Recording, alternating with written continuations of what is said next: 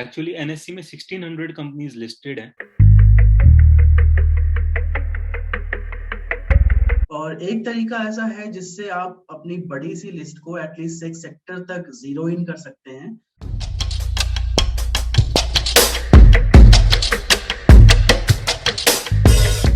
तो सर मेरा एक क्वेश्चन है कि जब मैं स्टडी करने चलता हूँ, मैं आजकल स्टडी कर रहा हूँ कंपनीज, तो कंपनी की लिस्ट बहुत बड़ी है। एक्चुअली एनएससी में 1600 कंपनीज लिस्टेड हैं।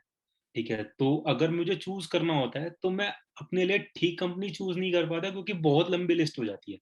इसकी कोई ट्रिक है जिससे मैं अपनी लिस्ट थोड़ी छोटी कर सकूं और मेरे को पढ़ने के लिए थोड़ा आसान हो जाए? देखिए, ये सही कंपनी चूज करना तो बहुत ही ट्रिकी प्रोसेस है। और एक तरीका ऐसा है जिससे आप अपनी बड़ी सी लिस्ट को एटलीस्ट एक सेक्टर तक जीरो इन कर सकते हैं और सेक्टर के बाद उसको और छोटा कर सकते हैं। Because hmm. कंपनी की टोटल फंडामेंटल एनालिसिस बहुत लंबा प्रोसेस है, टाइम लेता है। तो पहले इंपॉर्टेंट है कि जो आपकी बड़ी लिस्ट है उसको आप छोटे से छोटा कर सकें, उतनी कंपनियों के नंबर तक ले आए जितनी आप पढ़ सकते हैं अपने लिमिटेड टाइम में। तो पहला क्वेश्चन मेरा आपसे ये होगा कि आप कौन सा सेक्टर लाइक करते हैं, वहां से हम प्रोसीड करेंगे। जैसे कि बोल देते हैं हम इलेक्ट्रिक मोबिलिटी। ठीक है, ठीक तो है, मैं भी मेरे इस को चीज थोड़ा ट्रांसपोर्ट सेक्टर में है आजकल ट्रस्ट कि हो ठीक है, जाएगा तो आगे। मैं भी इस चीज से एग्री करता हूँ। गवर्नमेंट का काफी पुश आ रहा है और लग रहा है कि रिन्यूएबल एनर्जी की तरफ हम बढ़ रहे हैं। तो हम्म। एक वेबसाइट है, मैं वो शेयर करना चाहूंगा यहाँ पे। वेबसाइट का नाम सबने सुना सुना होगा, ये smallcases.com है। ये बेसिकली आपको कई शेयर्स की बास्केट बना के दे रहे थे। जैसे आपको अगर पसंद है गैस सेक्टर, हम्म।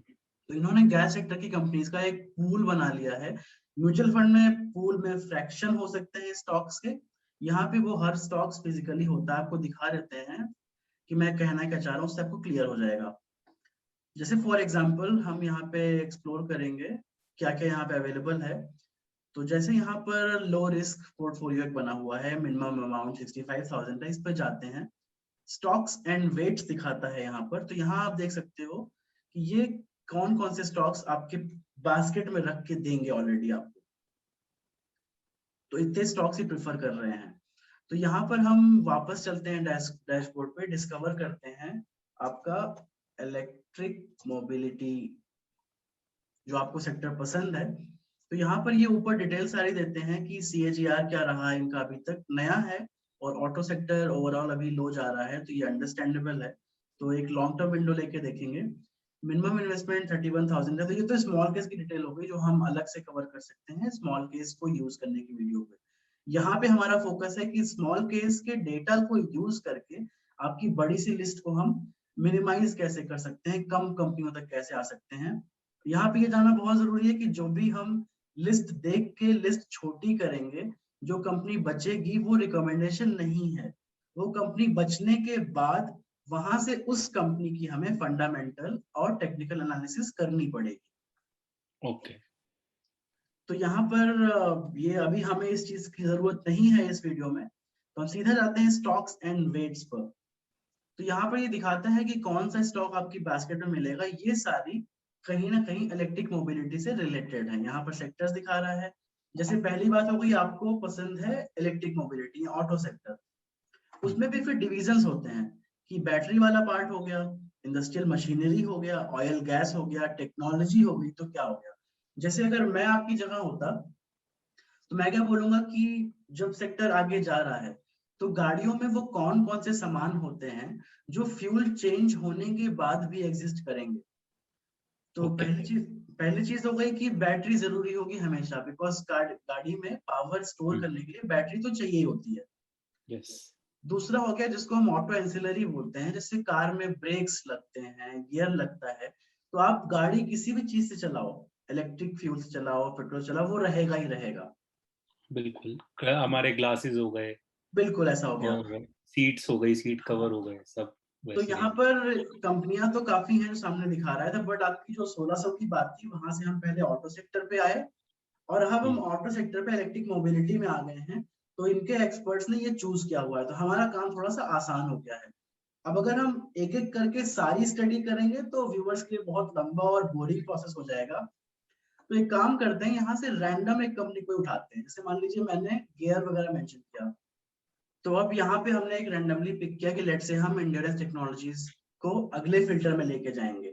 डिटेल स्टडी नहीं है, इस फिल्टर में हमारी कंपनीज कम हो गई, अब हम इसको नेक्स्ट फिल्टर में लेके जाएंगे, ये वहां पे खरी उतरती है या नहीं। तो मैं इसके लिए यूज करता हूँ स्कीनर.इन। सबसे बड़ी एडवांटेज इसकी क्या होती है कि जैसे मैं हूँ या आप हो, हर आदमी की एक टेक्निक होती कंपनी पढ़ने की, मेरी भी एक टेक्निक है। मैं आरओसी आरओई को काफी इंपॉर्टेंस देता हूँ, हाई होनी चाहिए। ईपीएस में देखता हूँ, प्लेज परसेंटेज कम हो देखता हूँ, और स्टॉक पी अगर इंडस्ट्रीज पी से कम है फिर तो बल्ले बल्ले हो गई, कंपनी सस्ते में अवेलेबल है। अब इस केस में हम क्या देखते हैं कि शुरुआत से एक रफ एस्टिमेट देता हूँ कि जो मैं रेशियोज यूज करता हूँ, जैसे मैंने स्टॉक पी और इंडस्ट्री पी का कंपैरिजन मेंशन किया, तो ये कंपनी स्टॉक का पी जो है वो इंडस्ट्री पी से थोड़ा सा ज्यादा है।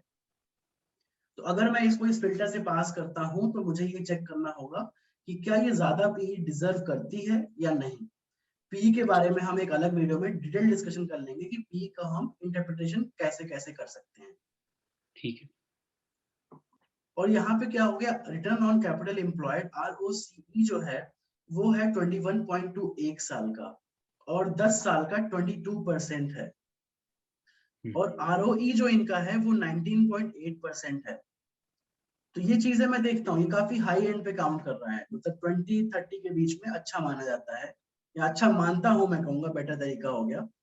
और change in promoter holding, promoter ने ना कुछ बेचा है ना कुछ खरीदा है, तो इट्स लाइक न्यूट्रल यहाँ पर। और डेट टू इक्विटी रेशियो 0.18 है, मतलब थोड़ी सी डेट है कंपनी पे जो चलती है। कोई बिजनेस एक्सपैंड करने के लिए लोन उधार आदमी लेता है। मैनेजमेंट में अक्सर ये पढ़ाते हैं कि डेट टू इक्विटी रेशियो अगर 1, 2, 3 इतना हाई है तो थोड़ा सा वो रेड फ्लैग हो जाता है, तो 0.18 ओके इश है। बुक वैल्यू, और अगला इंपॉर्टेंट चीज जो मैं देखता हूँ वो है बुक वैल्यू 227 है। प्राइस टू बुक वैल्यू 5.72, मतलब ये बुक वैल्यू के अभी 5.72 गुना पे ट्रेड कर रही है। तो ये बहुत हाई नहीं है, 3 से 5, 6 मैं खुद देख लेता हूँ, ओके रहता है। बट यहाँ पे समझना जरूरी है कि अगेन पीई के जैसे क्या ये बिजनेस डिजर्व करता है। तो हम एक एनालिसिस वीडियो अलग से बना लेंगे इस स्क्रीन वीडियो के बाद, कि नेक्स्ट स्क्रीनिंग में हम क्या क्या पढ़ेंगे। ओके। तो यहाँ से ये हुआ कि इस स्क्रीन को, जो मेरी पर्सनल स्क्रीन है, मेरे रेशियो से मैं यूज करता हूँ, उस हिसाब से एंड्योरेंस को अगर 10 की स्केल रखें तो मैं 8 पॉइंट दूंगा, ऐसे मान लेते हैं। अच्छा, अब तो हम आपने रैंडम, इसको ग्रीन फ्लैग दे दिया एक तरीके से एक इस तरीके से लेवल। कह सकते हैं कि हाँ, रेडिश नहीं है, ग्रीनिश टिंज की तरफ है थोड़ा ये। तो आप आगे पढ़ोगे, आगे आप कंपनी पढ़ूंगा के मैं, बिल्कुल बारे में आगे पढ़ना पसंद करोगे, बिल्कुल क्योंकि आपको आपको कोई बहुत स्ट्रॉन्ग नेगेटिव पॉइंट नहीं मिला, मैं ऐसे कह बिल्कुल सकता हूँ। बिल्कुल। ठीक है। तो अब मैं वापस आता हूँ हमारी लिस्ट पे, तो यहाँ पर जैसे मुझे पर्सनली बहुत पसंद है इलेक्ट्रिक मोबिलिटी जो आ रही है, तो आपको ये समझना जरूरी है कि बैटरी वगैरह तो हो गई, उसके अलावा अगर आपने टेस्ला के बारे में पढ़ा होगा तो जितनी ज्यादा हाईटेक गाड़ी होगी उतना ज्यादा आईटी का यूज पड़ेगा गाड़ी के अंदर। बिल्कुल तो बिल्कुल यहाँ पर बिल्कुल। क्या होगा कि मैं अब आईटी सर्विसेज एंड कंसल्टिंग वाले सेगमेंट में कोशिश करूंगा। केपीआईटी मुझे बड़ा इंटरेस्टिंग लग रहा है, तो इसको स्टडी करने की कोशिश करते हैं हम। केपीआईटी टेक्नोलॉजीज, यहाँ पर इसका मार्केट कैप ये स्मॉल टू मिड कैप की रेंज में है, छोटा, थोड़ी छोटी कंपनी है। यहाँ पर आप देखेंगे कि इसका पी 40 का है, इंडस्ट्री पी 22 है, तो ये पी बहुत हाई हो गया। तो ये काइंड ऑफ ओवर वैल्यूड बोलूंगा मैं अपनी स्टडी के हिसाब से। अच्छा। रेड फ्लैग नहीं बोल कह सकते इसको, बट मैं बोलूंगा कि मैं स्टडी करूंगा। डेट टू इक्विटी भी ज्यादा है, प्लेज परसेंटेज भी 4.54 है, तो प्रोमोटर्स ने उधार लिया है। तो इसके बाद जब हम स्टडी करेंगे डिटेल में, तो अगर मुझे आईटी बहुत पसंद है इस सेक्टर में, और इसमें एक ही कंपनी स्मॉल केस में दिखी, तो अगर मेरे पास यही ऑप्शन पढ़ने का है तो मुझे बहुत ही डीप जाके देखना पड़ेगा कि प्लेजिंग क्यों की गई है, फंडामेंटल पढ़ने के टाइम पर। अच्छा। बुक वैल्यू इसकी 40 है, प्राइस टू बुक वैल्यू 4.7 है, ईपीएस भी इसका लो ही है, प्रोमोटर्स ने भी बेचे हैं शेयर्स, तो यहाँ पर कुछ रेड फ्लैग्स दिख गए मुझे।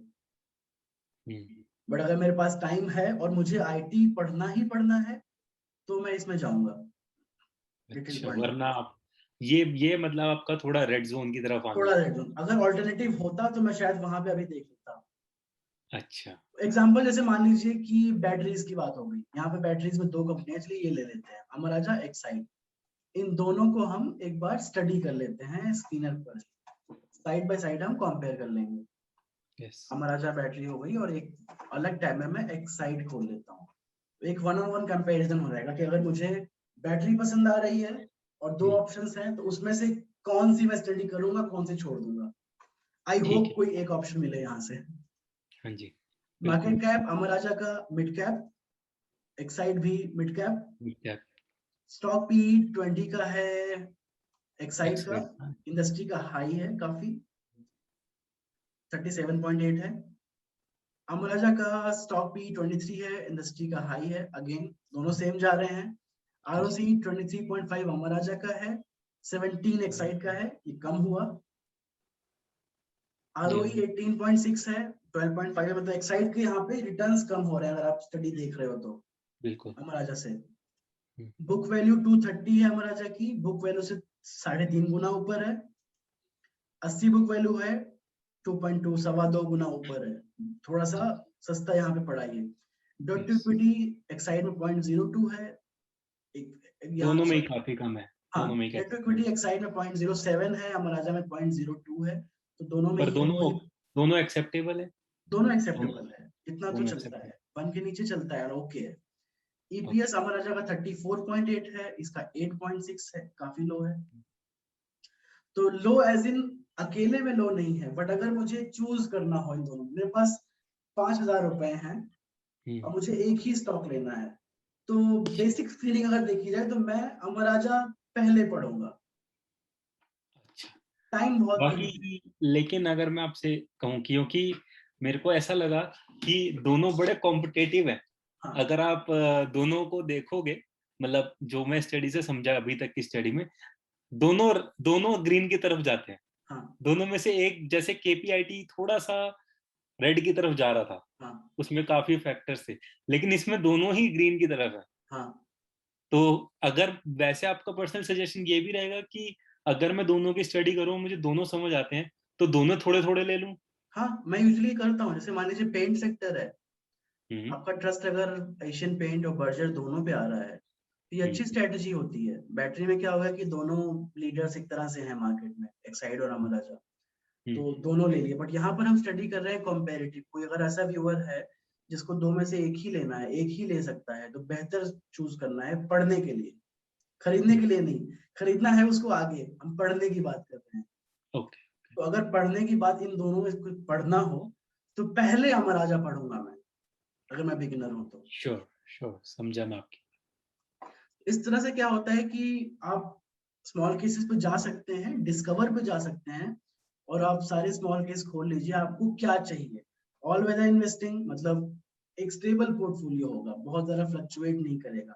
केवल इक्विटी गोल्ड में जाना है, तो आपकी जो आपकी चॉइस है, उस हिसाब से आप यहाँ पर स्मॉल केस चूज कर सकते हैं, और उसमें जो कंपनियां लिस्टेड हैं उनको आप स्क्रीनर से फिल्टर करके फिर उसके फंडामेंटल्स आप स्टडी कर सकते हैं डिटेल्स में। ओके। श्योर। तो फिलहाल ये एक छोटी सी स्टडी हुई, तो अगर कोई क्वेश्चंस हैं तो आप हमें बताइएगा इसके बारे में, और बाकी हम इसकी फर्दर स्टडी अगले वीडियोस में करेंगे। बिल्कुल। Thank you Shreyank sir. तो अब हम यहाँ पहुंच गए हैं कि हम एक्चुअली में, मैं ऐसे कह सकता हूँ कि अगर मेरे सेगमेंट में 16 में से 100 कंपनीज हैं, तो मैं उस 100 कंपनीज में से एटलीस्ट 20 पे तो पहुंच ही जाऊंगा आपकी स्ट्रेटजी से। ठीक है।